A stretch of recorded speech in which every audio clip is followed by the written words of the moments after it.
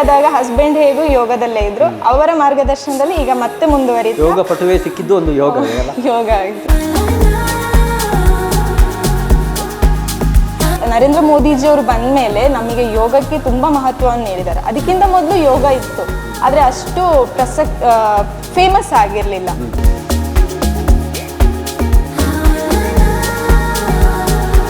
ಏನು lungs problem ಇತ್ತು, ಲಂಗ್ಸಲ್ಲಿ full ಒಂದು ಲಂಗ್ಸ್ ಬ್ಲಾಕ್ ಆಗಿತ್ತು ಅಂತ. ಸೊ ನಾನು ಹೇಳಿದೆ ಪ್ರಾಣಾಯಾಮ ಬೆಸ್ಟ್, ಪ್ರಾಣಾಯಾಮ ಹೇಳ್ಕೊಡು. ಆದರೆ ಸಣ್ಣ ಮಗು ಎಷ್ಟು ನಾನು ಹೇಳ್ಕೊಡೋದನ್ನು ರೀಚ್ ಮಾಡ್ತಾಳೆ ತಗೊಳ್ತಾಳೆ ಗೊತ್ತಿಲ್ಲ, ಆದರೆ ಅದರಲ್ಲಿ ಎಷ್ಟು ಬೆನಿಫಿಟ್ ಸಿಗ್ತದೆ ನೋಡುವ ಅಂತೇಳಿ ಪ್ರಾಣಾಯಾಮವನ್ನು ಅವಳಿಗೆ ಹೇಳ್ಕೊಟ್ಟೆ. ನೆಕ್ಸ್ಟ್ ಡೇ ಹೋಗಿ ನೋಡಬೇಕಾದ್ರೆ ಡಾಕ್ಟ್ರೇ ಶಾಕ್ ಅಂತ.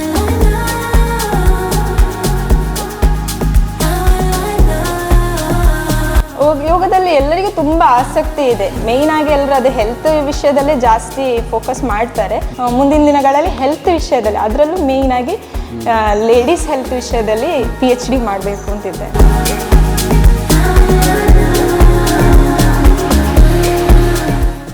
ಆತ್ಮೀಯ ವೀಕ್ಷಕರೇ ನಮಸ್ತೆ.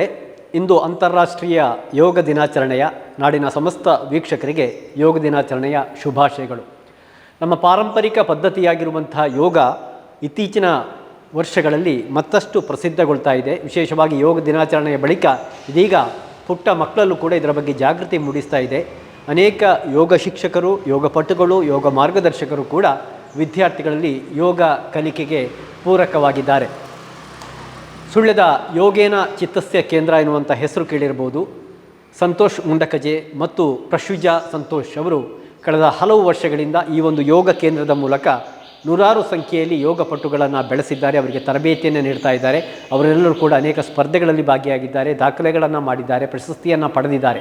ಬಹುಶಃ ಈ ಹೊತ್ತಿನಲ್ಲಿ, ಈ ಯೋಗ ದಿನಾಚರಣೆಯ ವಿಶೇಷ ಹೊತ್ತಿನಲ್ಲಿ ಅಂಥ ಯೋಗ ಗುರುಗಳೊಂದಿಗೆ ಮಾತುಕತೆ ನಡೆಸುವಂಥ ಸಂದರ್ಭ. ಬನ್ನಿ.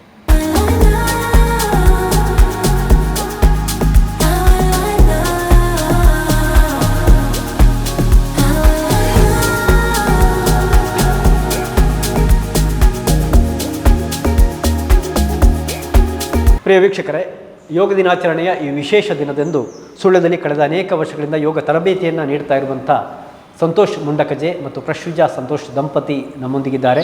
ಇಬ್ಬರಿಗೂ ಕೂಡ ನಮಸ್ತೆ. ಇಬ್ಬರಿಗೂ ಕೂಡ ಯೋಗ ದಿನಾಚರಣೆ ಶುಭಾಶಯಗಳು. Thank you sir. ನಿಮಗೆ ಕೂಡ ಥ್ಯಾಂಕ್ ಯು. ವಿಶೇಷವಾದ ದಿನ. ನಮ್ಗೆ ಗೊತ್ತಿದೆ, ಸುದ್ದಿ ಚಾನಲ್ ಕೂಡ ಅನೇಕ ಈ ಯೋಗಕ್ಕೆ ಪ್ರೋತ್ಸಾಹವನ್ನು ನೀಡ್ತಾ ಇದೆ. ನಾವು ಕಳೆದ ವರ್ಷ ಸಂತೋಷ್ ಮುಂಡಕಜೆಯವರ ವಿಶೇಷ ಸಂದರ್ಶನವನ್ನು, ಅವರ ಪರಿಚಯವನ್ನು, ಅವರ ಯೋಗ ತರಬೇತಿಯ ಕುರಿತು ಪೂರ್ಣ ಮಾಹಿತಿಯನ್ನು ನೀವು ಕಳೆದ ವರ್ಷ ನಡೆದಂಥ ಈ ಯೋಗ ದಿನಾಚರಣೆಯ ಸ್ಟೋರಿಯಲ್ಲಿ ನೋಡಿದ್ದೀರಿ. ಈ ಬಾರಿ ನಾವು ಅವರ ಪತ್ನಿ ಮತ್ತು ಅವರು ಕೂಡ ಯೋಗಪಟು, ಅವರು ಕೂಡ ಯೋಗ ತರಬೇತುದಾರೆ ಶ್ರೀಮತಿ ಪ್ರಶ್ವಿಜಾ KS ಅವರನ್ನು ಕೂಡ ಮಾತಾಡಿಸಿರ್ಕಿದ್ದೇವೆ. ಪ್ರಶ್ವಿಜಾ, ಯೋಗ ದಂಪತಿ, ನೀವಿಬ್ಬರು ಕೂಡ ಯೋಗ ಪಟುಗಳು. ಕಳೆದ ಅನೇಕ ವರ್ಷಗಳಿಂದ ನೂರಾರು ವಿದ್ಯಾರ್ಥಿಗಳನ್ನು ಯೋಗದಲ್ಲಿ ತರಬೇತಿಯನ್ನು ನೀಡಿದ್ದೀರಿ, ಮಾರ್ಗದರ್ಶನ ನೀಡಿದ್ದೀರಿ. ಒಂದು ಸಂಕ್ಷಿಪ್ತವಾದ ನಿಮ್ಮ ವೈಯಕ್ತಿಕವಾದ ಒಂದು ಪರಿಚಯ ಮಾಡಿ. ನಮಸ್ತೆ, ನನ್ನ ಹೆಸರು ಪ್ರಶ್ವಿಜಾ ಅಂತ. ನಾನು ಮೂಲತಃ ಮಂಡೇಕೋಲು ಗ್ರಾಮದ ಕಣೆಮಡ್ಕ ಶ್ರೀಧರ ಮತ್ತು ಜಾನಕಿ ದಂಪತಿಗಳ ಪುತ್ರಿ. ನನ್ನ ಪತಿ ಸಂತೋಷ್ ಮುಂಡಕಜೆ. ನಾವಿವಾಗ ಪ್ರಸ್ತುತವಾಗಿ ಅಮರಮುಡ್ನೂರು ಗ್ರಾಮದ ಮುಂಡಕಜೆಯಲ್ಲಿ ನೆಲೆಸಿದ್ದೇವೆ. ಮತ್ತು ನನ್ನ ಮಗಳು ಪ್ರಿಷಾ ಅಂತೇಳಿ, ಮತ್ತು ನನಗೆ ಅತ್ತೆ ಮಾವ ರಾಘವ ಮತ್ತು ರಾಜೀವಿ ಮತ್ತು ಇಬ್ಬರು ಮೈದುನರು ಮತ್ತು 3 ತಂಗಿಯಂದಿರಿದ್ದಾರೆ. ಓಕೆ, ಎಲ್ಲಿ ಶಿಕ್ಷಣ ಮಾಡಿದ್ರಿ, ಕಲಿಕೆ? ನನ್ನ ಶಿಕ್ಷಣ, ಬಾಲ್ಯದ ಶಿಕ್ಷಣ ಮಂಡೇಕೋಲಲ್ಲೇ. ಅದಾದಮೇಲೆ ನಂದು ಮೊರಾರ್ಜಿ ಸೆಲೆಕ್ಷನ್ ಆಗಿ ನಾನು ಮಂಗಳೂರಿನ ದೇರಳಕಟ್ಟೆಯಲ್ಲಿ ಶಿಕ್ಷಣವನ್ನು ಮಾಡಿದೆ 7ನೇ ತರಗತಿ ತನಕ. ಮತ್ತು 8ರಿಂದ PUC ವಿದ್ಯಾಭ್ಯಾಸ ಜೂನಿಯರ್ ಕಾಲೇಜಲ್ಲಿ, ಮತ್ತು ಡಿಗ್ರಿ ವಿದ್ಯಾಭ್ಯಾಸ ಕೊಡಿಯಾಲ್ಬೈಲ್. ಇವಾಗ MSc JSS ಯೂನಿವರ್ಸಿಟಿ ಕಾಲೇಜಲ್ಲಿ ಮಾಡಿದ್ದೆ. ಈಗ ಪೂರ್ಣಕಾಲಿಕವಾಗಿ ಯೋಗವನ್ನೇ ಮಾಡ್ತಾ ಇದ್ರೆ ಬೇರೆ ವೃತ್ತಿಯಲ್ಲಿದ್ದೀರಾ? ಇಲ್ಲ, ಈಗ ಪೂರ್ತಿಯಾಗಿ ಯೋಗದಲ್ಲೇ ತೊಡಗಿಸ್ಕೊಂಡಿದ್ದೇನೆ. ಅಂದರೆ ಬೇರೆ ಸ್ಕೂಲ್ಗಳಲ್ಲಿ ಟೀಚ್ ಮಾಡ್ತೀನಿ. ಹೇಗೆ ಈ ಯೋಗದ ಬಗ್ಗೆ ಆಸಕ್ತಿ ಬಂದದ್ದು ಹೇಗೆ ಪ್ರಶ್ವಿಜಾ? ಯೋಗದ ಬಗ್ಗೆ ಆಸಕ್ತಿ ಅಂದರೆ ನನಗೆ ಮೊದಲಾಗಿ ಹೆಲ್ತ್ ಇಶ್ಯೂ ಸರಿ ಇರಲಿಲ್ಲ. ಅಂದರೆ ಪೀರಿಯಡ್ಸ್ ಟೈಮಲ್ಲಿ ಪ್ರಾಬ್ಲಮ್ ಆಗೋದಾಗಿರ್ಬೋದು, ಅಥವಾ ನಡೆದಾಗ ತುಂಬ ಕಾಲು ನೋವು, ತುಂಬ ಕಡೆ ಮದ್ದೆಲ್ಲ ಮಾಡಿದ್ವಿ, ಯಾವುದೂ ಫಲಕಾರಿ ಆಗಿರಲಿಲ್ಲ. ಆವಾಗ ಎಲ್ಲರೂ ಹೇಳ್ತಿದ್ರು ಯೋಗ ಮಾಡಿದರೆ ಕಮ್ಮಿ ಆಗುತ್ತೆ. ಮತ್ತು ನಾವು ಮೊರಾರ್ಜಿಯಲ್ಲಿ ಇರೋದ್ರಿಂದ ನಮಗೆ ಬೆಳಗ್ಗೆ 5 ಗಂಟೆಗೆ ಎದ್ದು ಯೋಗ ಮಾಡ್ಲಿಕ್ಕೆ ಇರ್ತದೆ. ಸೊ ಅಲ್ಲಿಂದ ರೆಗ್ಯುಲರ್ ಪ್ರಾಕ್ಟೀಸ್, ಹೆಲ್ತಿಗೆ ಮಾತ್ರ ಪ್ರಾಕ್ಟೀಸ್ ಮಾಡ್ತಾ ಇದ್ದೆ. ತದನಂತರ ಈಗ ಮದುವೆ ಆದಾಗ ಹಸ್ಬೆಂಡ್ ಹೇಗೂ ಯೋಗದಲ್ಲೇ ಇದ್ರು, ಅವರ ಮಾರ್ಗದರ್ಶನದಲ್ಲಿ ಈಗ ಮತ್ತೆ ಮುಂದುವರಿತು. ಯೋಗ ಪಟುವೆ ಸಿಕ್ಕಿದ್ದು ಒಂದು ಯೋಗ ಯೋಗ ಆಗಿದೆ. ಓಕೆ, ಯಾರು ಮೊದಲ ಗುರುಗಳು? ಮೊದಲ ಗುರು ರಾಧಾಮಣಿ ಅಂತೇಳಿ. ತದನಂತರ ನಾನು ಸಂತೋಷ್ ಮುಂಡಕಜೆ ನೇತೃತ್ವದಲ್ಲಿ ಪ್ರಾಕ್ಟೀಸ್ ಮಾಡ್ತಾ ಇದ್ದೆ. ಈಗ ಸುಜನ್ ಅವರ ಮಾರ್ಗದರ್ಶನದಲ್ಲಿ ಪ್ರಾಕ್ಟೀಸ್ ಮಾಡ್ತಾ ಇದ್ದೆ. ಎಲ್ಲೆಲ್ಲ ಕ್ಲಾಸ್ ಮಾಡ್ತಾ ಇದ್ರಿ ಈಗ? ನಮ್ಮದು ವರ್ತಕ ಭವನದಲ್ಲಿ ನಮ್ಮದೇ ಸ್ವಂತ ಕ್ಲಾಸ್ ನಡೆಸ್ತಾ ಇದ್ದೇವೆ. ಅದಲ್ಲದೆ ಸೈಂಟ್ ಜೋಸೆಫ್ ಸ್ಕೂಲಲ್ಲಿ, ಆಮೇಲೆ ಜ್ಞಾನದೀಪ ಎಲಿಮಲೆ, ವಿನೋಬನಗರ ಅಡ್ಕಾರ, IPS ಸ್ಕೂಲ್, ಮತ್ತು ಇವಾಗ ಮಾದರಿ ಶಾಲೆಯಲ್ಲಿ ಈ ವರ್ಷದಿಂದ ಸ್ಟಾರ್ಟ್ ಮಾಡ್ತಾ ಇದ್ದಾರೆ PMC ಅಂಡರಲ್ಲಿ. ನಾನು ಈಗಾಗಲೇ ಉಲ್ಲೇಖಿಸಿದಾಗೆ ಯೋಗ ನಮ್ಮ ಒಂದು ಪಾರಂಪರಿಕವಾದ ಪದ್ಧತಿ. ಆದರೆ ಇತ್ತೀಚೆಗೆ ಈ ಏನು ಯೋಗ ದಿನಾಚರಣೆ ಬಳಿಕೆ ತುಂಬ ಜಾಗೃತಿ ಆಗ್ತಾ ಉಂಟಲ್ಲ, ಹೇಗೆ ಗಮನಿಸಿದ್ದೀರಿ? ಅಂದರೆ ಈಗ ನಾವು ಅಂದರೆ ನರೇಂದ್ರ ಮೋದಿಜಿಯವರು ಬಂದ ಮೇಲೆ ನಮಗೆ ಯೋಗಕ್ಕೆ ತುಂಬ ಮಹತ್ವವನ್ನು ನೀಡಿದ್ದಾರೆ. ಅದಕ್ಕಿಂತ ಮೊದಲು ಯೋಗ ಇತ್ತು, ಆದರೆ ಅಷ್ಟು ಫೇಮಸ್ ಆಗಿರಲಿಲ್ಲ. ಇವಾಗ ಅವರು ಅದಕ್ಕೆಲ್ಲ ಒಂದಷ್ಟು ಮಹತ್ವವನ್ನು ಕೊಡ್ತಾ ಇದ್ದಾರೆ. ಅದಲ್ಲದೆ ವರ್ಲ್ಡ್ ಚಾಂಪಿಯನ್ಶಿಪ್ ಮತ್ತು ಖೇಲೋ ಇಂಡಿಯಾ, NYSF, SJ5 ಇದಕ್ಕೆಲ್ಲ ಮಕ್ಕಳು ಇನ್ನಷ್ಟು ಪ್ರೇರೇಪಣೆಯಿಂದ ಯೋಗ ಪ್ರಾಕ್ಟೀಸ್ ಮಾಡ್ತಾ ಇದ್ದಾರೆ. ಹಾಗಾಗಿ ಇತ್ತೀಚಿನ ದಿನಗಳಲ್ಲಿ ಯೋಗ ಕೂಡ ಫೇಮಸ್ ಆಗ್ತಾ ಬರ್ತಾ ಇದೆ. ತಾವು ಎಲ್ಲ ಆಸನಗಳನ್ನು ಮಾಡ್ತೀರಾ? ಯೋಗಾಸನ ನಂದು ಹ್ಯಾಂಡ್ ಬ್ಯಾಲೆನ್ಸ್ ಅಂದ್ರೆ ತುಂಬಾ ಕಷ್ಟಕರ ಆಸನಗಳನ್ನು ಮಾಡೋದಿಲ್ಲ, ಯಾಕಂದ್ರೆ ನಮ್ಮ ದೇಹ ಈಗಾಗಲೇ ಬೆಳೆದಿದೆ. ಆದ್ರೂ ನಾನು ಡೆಲಿವರಿ ನಂತರ ಒಂದು ವರ್ಷ 2 ವರ್ಷ ಬ್ರೇಕ್ ತಗೊಂಡು ಈಗ ಮತ್ತೆ ಪುನಃ ಯೋಗಾಭ್ಯಾಸದಲ್ಲಿ ತೊಡಗಿಸ್ಕೊಂಡಿದ್ದೇನೆ. ಎಲ್ಲಾ ಕೆಟಗರಿ ಆಸನ ಮಾಡ್ತೇನೆ. Hand balance, leg twist, forward, backward ಎಲ್ಲ ಮಾಡ್ತೇನೆ. ಬಹುಶಃ ತಮ್ಮ ವಿದ್ಯಾರ್ಥಿಗಳು ಕೂಡ ಇವತ್ತು ಅನೇಕ ಸ್ಪರ್ಧೆಗಳಲ್ಲಿ ಭಾಗವಹಿಸೋದ್ರ ಜೊತೆಗೆ ಬಹುಶಃ ತಾವು ತಮ್ಮ ಆರೋಗ್ಯ ಸಮಸ್ಯೆಯನ್ನು ಹೇಳಿದ್ರಿ. ನಾನು ಇನ್ನೊಂದು ಎಪಿಸೋಡ್ ಇದೆ, ತನುಷ್ ಆತ ಕೂಡ ಆರೋಗ್ಯದ ಸಮಸ್ಯೆಯಿಂದ ಬಹುಶಃ ನಿಮ್ಮ ಬಳಿ ಬಂದರಂತೆ. ನೀವು ಸಜೆಸ್ಟ್ ಮಾಡಿದ್ದೀರಿ, ಈಗ ಆರೋಗ್ಯದ ಜೊತೆಗೆ ಯೋಗದಲ್ಲೂ ಕೂಡ ಸಾಧನೆ ಮಾಡಿದ್ದಾರೆ ಅಲ್ವಾ? ಅಂದರೆ ತನುಷಿಗೆ ಈಗ ಫಸ್ಟ್ ನಾನು ಜ್ಞಾನದೀಪ ಎಲಿಮಲೆಯಲ್ಲಿ ಸ್ಕೂಲಲ್ಲಿ ಕ್ಲಾಸ್ ಮಾಡ್ತಾ ಇದ್ದೆ. ಆಗ ಆತನ ಬೆಂಡಿಂಗ್ಸ್ ಎಲ್ಲ ಇರಲಿಲ್ಲ, ಏನು ಹಾರ್ಡ್ ಬಾಡಿ ಅವನದು. ಯೋಗ ಮಾಡ್ತಾನೆ ಅಂತ ಹೇಳೋ ಉದ್ದೇಶನೇ ನಮಗಿರಲಿಲ್ಲ. ಅವನ ಹೆಲ್ತ್ ಪ್ರಾಬ್ಲಮ್ ಇಂದ ಬಂದ ನಂದು ಇಂಟೆನ್ಷನ್ ಏನಿತ್ತಂದರೆ ಯೋಗ ಅಂತ ಹೇಳೋದು ಹೆಲ್ತಿಗೋಸ್ಕರ ಹೇಳ್ಕೊಡೋ ಅಂತ ಇಂಟೆನ್ಷನ್ ಇತ್ತು ಅಷ್ಟೇ. ಹಾಗಾಗಿ ಅವನಲ್ಲಿ ಹೇಳಿದೆ, ನಾನು ಇಲ್ಲಿ ಸ್ಕೂಲಲ್ಲಿ ಎಲ್ಲರ ಜೊತೆ ಹೇಳಲಿಕ್ಕೆ ಆಗೋದಿಲ್ಲ, ನೀನು ಕ್ಲಾಸಿಗೆ ಬಾ, ಒಂದಿನ ಹೇಳ್ಕೊಡ್ತೇನೆ ಅಂತ.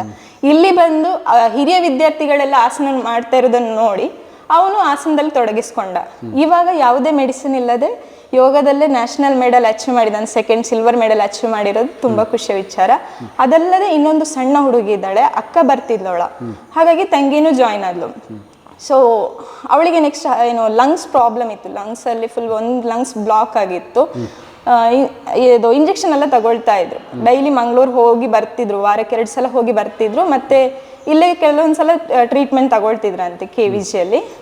ಅದಾದಮೇಲೆ ಒಂದಿನ ನನ್ನ ಜೊತೆ ಅವರ ಅಮ್ಮ ಹೇಳಿದರು, ಅವಳಿಗೆ ಈ ಥರ ಲಂಗ್ಸ್ ಪ್ರಾಬ್ಲಮ್ ಇದೆ ಅಂತ. ಸೊ ನಾನು ಹೇಳಿದೆ, ಪ್ರಾಣಾಯಾಮ ಬೆಸ್ಟ್, ಪ್ರಾಣಾಯಾಮ ಹೇಳ್ಕೊಡು. ಆದರೆ ಸಣ್ಣ ಮಗು ಎಷ್ಟು ನಾನು ಹೇಳ್ಕೊಡೋದನ್ನು ರೀಚ್ ಮಾಡ್ತಾಳೆ ತಗೊಳ್ತಾಳೆ ಗೊತ್ತಿಲ್ಲ, ಆದರೆ ಅದರಲ್ಲಿ ಎಷ್ಟು ಬೆನಿಫಿಟ್ ಸಿಗ್ತದೆ ನೋಡುವ ಅಂತೇಳಿ ಪ್ರಾಣಾಯಾಮವನ್ನು ಅವಳಿಗೆ ಹೇಳ್ಕೊಟ್ಟೆ. ನೆಕ್ಸ್ಟ್ ಡೇ ಹೋಗಿ ನೋಡಬೇಕಾದ್ರೆ ಡಾಕ್ಟ್ರೇ ಶಾಕ್ ಅಂತ, ನೀವು ನನ್ನ ಟ್ರೀಟ್ಮೆಂಟ್ ಅಲ್ಲದೆ ಬೇರೆ ಏನಾದರೂ ಟ್ರೀಟ್ಮೆಂಟ್ ತಗೊಳ್ತಿದ್ದೀರಾ ಅಂತ. ಆಗ ಹೀಗೆ ನಾನು ಪ್ರಾಣಾಯಾಮ ಕ್ಲಾಸಿಗೆ ಕಳಿಸಿದ್ದೆ, ಹಾಗಾಗಿ ಅದರಿಂದ ಇಷ್ಟು ಬೆನಿಫಿಟ್ ಆಗಿದೆ ಅಂತ ಹೇಳ್ತಾರೆ ಪೇರೆಂಟ್ಸ್. ಓಕೆ, ಆರೋಗ್ಯವೇ ಬಹುಶಃ ಪ್ರಧಾನವಾಗಿ ನೀವು ಅದನ್ನು ಇಟ್ಟುಕೊಂಡ್ರಿ ಯೋಗದಿಂದ. ಆದರೆ ಈಗ ಅವರು ಸ್ಪರ್ಧೆಗಳಲ್ಲಿ ಭಾಗವಹಿಸ್ತಾ ಇದ್ದಾರೆ, ಪ್ರಸಿದ್ಧರಾಗಿದ್ದಾರೆ. ಒಟ್ಟು ಹೇಗೆ ಈ ಗ್ರಾಮೀಣ ಪ್ರದೇಶಗಳಿದು ನೀವು ಆರಂಭಿಸಿದ್ದು ಕೂಡ ಈ ಗ್ರಾಮೀಣ ಪ್ರದೇಶದಲ್ಲಿ ಒಟ್ಟು ಜಾಗೃತಿ ಹೇಗಿದೆ ಅಂತ ಯೋಗದ ಬಗ್ಗೆ? ಯೋಗದಲ್ಲಿ ಎಲ್ಲರಿಗೂ ತುಂಬಾ ಆಸಕ್ತಿ ಇದೆ. ಮೇಯ್ನ್ ಆಗಿ ಎಲ್ಲರೂ ಅದೇ ಹೆಲ್ತ್ ವಿಷಯದಲ್ಲೇ ಜಾಸ್ತಿ ಫೋಕಸ್ ಮಾಡ್ತಾರೆ. ಅದಾದ್ಮೇಲೆ ಅವರಿಗೆ ಇಂಟ್ರೆಸ್ಟ್ ಬಂದು ಇವಾಗ ಯೋಗ ನ್ಯಾಷನಲ್ ಲೆವೆಲ್ ಆಗಿರ್ಬೋದು, ಇಂಟರ್ನ್ಯಾಷನಲ್ ಲೆವೆಲ್ ಈ ತರದೆಲ್ಲ ಸ್ಪರ್ಧೆಗಳಿಗೆ ಭಾಗವಹಿಸ್ತಾ ಇದ್ದಾರೆ. ಇದಕ್ಕೆ ಮೇನ್ ಕಾರಣ ಏನಂದ್ರೆ, ಇಷ್ಟು ಜಾಗೃತಿ ಆಗ್ಲಿಕ್ಕೆ ಕಾರಣ ಈಗ ಖೇಲೋ ಇಂಡಿಯಾ ವಿನ್ ಆದ್ರೆ ಮಕ್ಕಳಿಗೆ ಸ್ಕಾಲರ್ಶಿಪ್ ತರ ಕೊಡ್ತಾ ಇದ್ದಾರೆ. ಅಂದ್ರೆ ಮಕ್ಕಳಿಗೆ ಈಗ ಸ್ವಲ್ಪ ಇಂಟ್ರೆಸ್ಟ್ ಬರ್ಬೇಕಂದ್ರೆ ನಾವು ಅವ್ರಿಗೆ ಏನಾದ್ರೂ ಒಂದು ಗಿಫ್ಟ್ ತರ ಕೊಡ್ಬೇಕು. ಖಂಡಿತ. ಹಾಗಾಗಿ ಇದೊಂದು ಅವರಿಗೆ ಪ್ಲಸ್ ಆಯಿತು, ಮಕ್ಕಳಿಗೆ ನಾನು ಅಚೀವ್ ಮಾಡಬೇಕು, ನಾನೇನಾದರೂ ಸಾಧನೆ ಮಾಡಬೇಕು. ಅದಲ್ಲದೆ ಇವಾಗ ಏನಾಗಿದೆ ಅಂದರೆ ಸರ್ಕಾರ ಉದ್ಯೋಗದ ಅಂಡರಲ್ಲಿ 2% ಮೀಸಲಾತಿ ಇಟ್ಟಿದ್ದಾರೆ ಯೋಗಕ್ಕೆ. ಅದು ಕೂಡ ಈಗ ಪ್ಲಸ್ ಅವಕಾಶಗಳು ಸಿಗ್ತಾ ಇದೆ. ತಾವಿಲ್ಲೆಲ್ಲ ಪ್ರದರ್ಶನ ನೀಡಿದ್ದೀರಿ?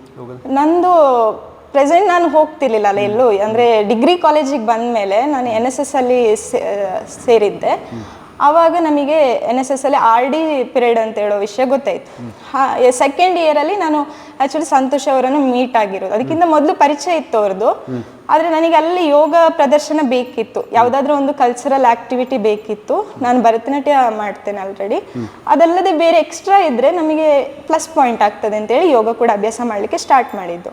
ಸೊ ಅಲ್ಲಿಂದ ಸೆಲೆಕ್ಷನ್ ಆಗ್ತಾ ಸ್ಟೇಟ್ ಲೆವೆಲ್, ಮತ್ತು ನಮಗೆ ಝೋನಲ್ ಲೆವೆಲ್, ಮತ್ತು ನ್ಯಾಷನಲ್ ಲೆವೆಲ್, ಮತ್ತು ನ್ಯಾಷನಲ್ ಲೆವೆಲಲ್ಲಿ ಪುನಃ ಆರ್ಮಿ ಅವ್ರು ಬಂದು ಸೆಲೆಕ್ಷನ್ ಮಾಡ್ತಾರೆ RD ಪಿರಿಯಡ್. ಸೊ ಅಲ್ಲಿ ಯೋಗ ಪ್ರದರ್ಶನ ಮಾಡಿದ್ವಿ. ಅದಲ್ಲದೆ ನಮಗೆ ಪ್ರೆಸಿಡೆಂಟ್ ಭವನ, ಪ್ರೈಮ್ ಮಿನಿಸ್ಟರ್ ಭವನ, ವೈಸ್ ಪ್ರೆಸಿಡೆಂಟ್ ಭವನ ಇಲ್ಲೆಲ್ಲ ನಮಗೆ ಯೋಗ ಪ್ರದರ್ಶನ ಮಾಡಲಿಕ್ಕೂ ಅವಕಾಶ ಸಿಕ್ಕಿದೆ. ಈಗಾಗಲೇ ನೀವು ಹೇಳಿದ್ರಿ ನೃತ್ಯ ಕಲಾವಿದೆ ಕೂಡ, ನೀವು ಕೂಡ ಭರತನಾಟ್ಯ ಕಲಾವಿದೆ. ಈ ಯೋಗ ನೃತ್ಯಕ್ಕೆ ಅಥವಾ ನೃತ್ಯ ಯೋಗಕ್ಕೆ ಹೇಗೆ ಸಹಕಾರ ಆಗ್ತದ? ತುಂಬಾ ಸಹಕಾರ ಇದೆ ಸರ್. ಅಂದ್ರೆ ಈಗ ಪ್ರಸ್ತುತ ದಿನಗಳಲ್ಲಿ ಮೊದಲೆಲ್ಲ ಹೇಗಿತ್ತಂದ್ರೆ ಬರೀ ಯೋಗ ಮಾತ್ರ ಮಾಡ್ತಿದ್ರು. ಇವಾಗ ಡ್ಯಾನ್ಸ್ ವಿತ್ ಯೋಗ ಮಾಡ್ತಾರೆ. ಅದರಲ್ಲಿ 10 ಆಸನಗಳನ್ನು 3 ನಿಮಿಷದಲ್ಲಿ ಪ್ರದರ್ಶನ ಮಾಡ್ಲಿಕ್ಕಿರ್ತದೆ.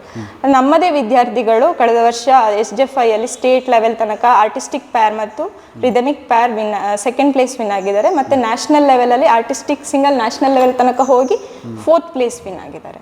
ಅದೇ ಈಗ ತನುಷ್ ಹೇಳಿದಲ್ವ, ಅವನು ಸಿಲ್ವರ್ ಮೆಡಲ್ ಪಡ್ಕೊಂಡದ್ದು ಇದೇ ಆರ್ಟಿಸ್ಟಿಕ್ ವಿಭಾಗದಲ್ಲಿ. ಹೇಗೆ ಮನೆಯಲ್ಲಿ ಪ್ರೋತ್ಸಾಹ? ಪತಿಯಂತೂ ಪೂರ್ಣ ಪ್ರೋತ್ಸಾಹ, ಅವರು ಕೂಡ ಯೋಗಪಟ್ಟು.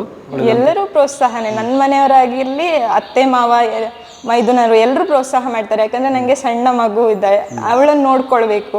ಅತ್ತೆ ಮನೇಲಿದ್ದಾಗ ಅತ್ತೆ ನೋಡ್ಕೊಳ್ತಾರೆ, ಅಮ್ಮನ ಮನೆಗೆ ಹೋದಾಗ ಅಮ್ಮ ನೋಡ್ಕೊಳ್ತಾರೆ. ಇಬ್ರು ಎರಡು ಕಡೆಯಿಂದಲೂ ತುಂಬಾ ಪ್ರೋತ್ಸಾಹ ಇದೆ. ಏನು ಆಂಬಿಷನ್ ಇದೆ ಪ್ರಶಿಜಾ? ಆಂಬಿಷನ್ ಇವಾಗ MSc ಆಗ್ತಾ ಇದೆ. ಮುಂದಿನ ದಿನಗಳಲ್ಲಿ ಹೆಲ್ತ್ ವಿಷಯದಲ್ಲಿ, ಅದರಲ್ಲೂ ಮೇಯ್ನ್ ಆಗಿ ಲೇಡೀಸ್ ಹೆಲ್ತ್ ವಿಷಯದಲ್ಲಿ PhD ಮಾಡಬೇಕು ಅಂತಿದ್ದೇನೆ. ಓಕೆ, ನಾನೊಂದು ಪ್ರಶ್ನೆ ಮುಗಿಸುವ ಮುಂಚೆ, ಈ ಮಹಿಳೆಯರಿಗೆ ಯೋಗ ಎಷ್ಟು ಅಗತ್ಯ? ಮಹಿಳೆಯರಿಗಂತೂ ತುಂಬ ಅಗತ್ಯ. ಯಾಕಂದರೆ ಇತ್ತೀಚಿನ ದಿನಗಳಲ್ಲಿ ಮಹಿಳೆಯರು ಮನೆ ಕೆಲಸದ ಜೊತೆಗೆ ಬೇರೆ ಕಡೆ ಕೆಲಸಕ್ಕೆ ಹೋಗ್ತಾರೆ. ತುಂಬ ಸ್ಟ್ರೆಸ್ ಆಗ್ತದೆ. ಅಲ್ಲಿಯ ಪ್ರೆಷರ್ ಆಗಿರ್ಬೋದು, ಬಂದು ಮನೆ ಕೆಲಸ ಮಾಡುವಂಥದ್ದಾಗಿರ್ಬೋದು, ಇದೆಲ್ಲವನ್ನು ನಾವು ಅವಾಯ್ಡ್ ಮಾಡಬೇಕು ಅಂದರೆ ನಮಗೆ ಯೋಗ ತುಂಬ ಅತ್ಯಗತ್ಯ. ಯಾಕಂದರೆ ಯೋಗದಿಂದ ನಮ್ಮ ಸ್ಟ್ರೆಸ್ ಇರ್ಬೋದು, ಆ್ಯನ್ಸೈಟಿ ಇರ್ಬೋದು. ಅಂದರೆ ಸ್ಟ್ರೆಸ್ ಆದಾಗ ನಾರ್ಮಲಾಗಿ ಕೋಪ ಬರ್ತದೆ ಎಲ್ರಿಗೂ. ಹಾಗೆ ಮನೆಯಲ್ಲಿ ಸಣ್ಣ ಪುಟ್ಟ ಕಲಹಗಳೆಲ್ಲ ಆಗ್ತದೆ. ಅದನ್ನೆಲ್ಲ ಅವಾಯ್ಡ್ ಮಾಡಬೇಕಂದ್ರೆ ನಾವು ಯೋಗ ಮಾಡ್ತಾ ಹೋದಾಗೆ ಇದೆಲ್ಲ ಕಡಿಮೆ ಆಗ್ತಾ ಹೋಗ್ತದೆ. ಸ್ತ್ರೀಯರಿಗಂತೂ ಅವರ ಹೆಲ್ತ್ ವಿಷಯವಾಗಿ ಏನು ಬೊಜ್ಜುಗಳಿರ್ಬೋದು ಅಥವಾ ತಲೆನೋವುಗಳಂಥದ್ದು, ಮತ್ತು PCOD PCOS ಇದೆಲ್ಲ ಹೇಳಿದೆ. ಮತ್ತು ಡೆಲಿವರಿ ಟೈಮಲ್ಲಂತೂ ತುಂಬ ಹೆಲ್ಪ್ ಆಗ್ತದೆ. ಓಕೆ, ಬಹುಶಃ ಒಟ್ಟಿನಲ್ಲಿ ತಾವು ಕೂಡ ಯೋಗೇನ ಚಿತ್ತಸ್ಯ ಎನ್ನುವಂಥ ಈ ತರಗತಿಯ ಮೂಲಕ ಅಲ್ಲಿ ನಾವು ಈ ಸಂದರ್ಶನ ನಡೆಸ್ತಾ ಇದ್ದೇವೆ. ತುಂಬ ಸಂಖ್ಯೆಯಲ್ಲಿ ಯೋಗ ಪಟುಗಳು ಬಂದಿದ್ದಾರಾ? ಇವತ್ತು ನಾವು ಆ್ಯಕ್ಚುಲಿ ಇವತ್ತು ಯೋಗ ಡೇ ಸೆಲೆಬ್ರೇಷನ್ ಮಾಡಿದ್ವಿ. 35ರಿಂದ 40 ಮಕ್ಕಳು ಇದ್ದರು. ಮತ್ತು JC ಅವ್ರ ಜೊತೆಗೆ ಸಹಕಾರದಿಂದ ಯೋಗಾಭ್ಯಾಸವನ್ನು ಇವತ್ತು ಬೆಳಗ್ಗೆ ಮಾಡಿ ಮುಗಿಸಿದ್ದೇವೆ. ಈಗ ಪ್ರಸ್ತುತ ನಮ್ಮ ಕ್ಲಾಸಲ್ಲಿ ನಾವು 3 ಶಾಖೆ ಇದೆ ನಮ್ಮದು. ಅಂದರೆ 2 ಶಾಖೆ ಇದೆ. ಇದು ಒಂದು ಮೇಯ್ನ್. 2 ಶಾಖೆಯಲ್ಲಿ ಒಂದು ಚೊಕ್ಕಾಡಿಯಲ್ಲಿ ಮತ್ತೊಂದು ಜಾಲ್ಸೂರಲ್ಲಿ ಶಾಖೆ ಮಾಡ್ತಾ ಇದ್ದೇವೆ. ಎಲ್ಲ ಶಾಖೆಗಳನ್ನು ಸೇರಿ 65 ಮಕ್ಕಳಿದ್ದಾರೆ. ಆದರೆ 65 ಮಕ್ಕಳು ಕಾಂಪಿಟೇಷನಿಗೆ ಅಂತ ಪ್ರಿಪೇರ್ ಆಗೋರಲ್ಲ. ಅವರು ಹೆಲ್ತ್ ವಿಷಯದಲ್ಲಿ ಬಂದವರಿರ್ತಾರೆ, ಇನ್ನು ಕೆಲವರು ಕಾಂಪಿಟೇಷನ್ ವಿಷಯದಲ್ಲೂ ಕೂಡ ಬಂದವರಿರ್ತಾರೆ. ಆದರೆ 10+ ಆದಾಗ ನಾವು ಅವರನ್ನು ಕಾಂಪಿಟೇಷನ್ಗೆ ರೆಡಿ ಮಾಡ್ತೇವೆ. ಓಕೆ, ಪ್ರಿಯ ವೀಕ್ಷಕರೇ, ಪ್ರಶಿಜಾ ಸಂತೋಷ್ ಅವರ ಮಾತುಗಳನ್ನು ಕೇಳಿದ್ರಿ. ಯೋಗ ದಿನಾಚರಣೆ ವಿಶೇಷ ಒಂದು ಪುಟ್ಟ ಬ್ರೇಕನ್ನು ತಗೊಳ್ಳೋಣ. ಬ್ರೇಕಿನ ಬಳಿಕ ಪ್ರಶಿಜಾ ಅವರಿಂದ ಒಂದಷ್ಟು ಯೋಗ ಪ್ರದರ್ಶನ ಆಗ್ತದೆ. ಅತ್ತೆ, ಇದು ನನ್ನ ಬರ್ಡೇ ಗಿಫ್ಟ್. ಇದೆಲ್ಲ ಜೀವನದಲ್ಲಿ ನನಗೋಸ್ಕರ ತಗೊಂಡ್ಬಂದಿದ್ದಾರೆ. ನಿನ್ ಮೇಲೆ ತುಂಬಾ ಚೆನ್ನಾಗಿ ಕಾಣುತ್ತೆ. ಇದು ತುಂಬಾ ಚೆನ್ನಾಗಿದೆ ಅಲ್ವಾ? ತುಂಬಾ ಚೆನ್ನಾಗಿದೆ.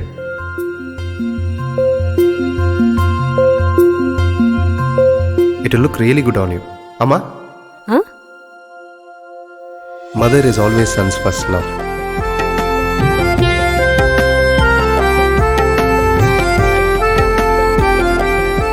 ಪ್ರತಿ ಪೀಳಿಗೆಯ ಪ್ರೀತಿಯ ಮಳಿಗೆ GL ಆಚಾರ್ಯ ಜುವೆಲ್ಲರ್ಸ್.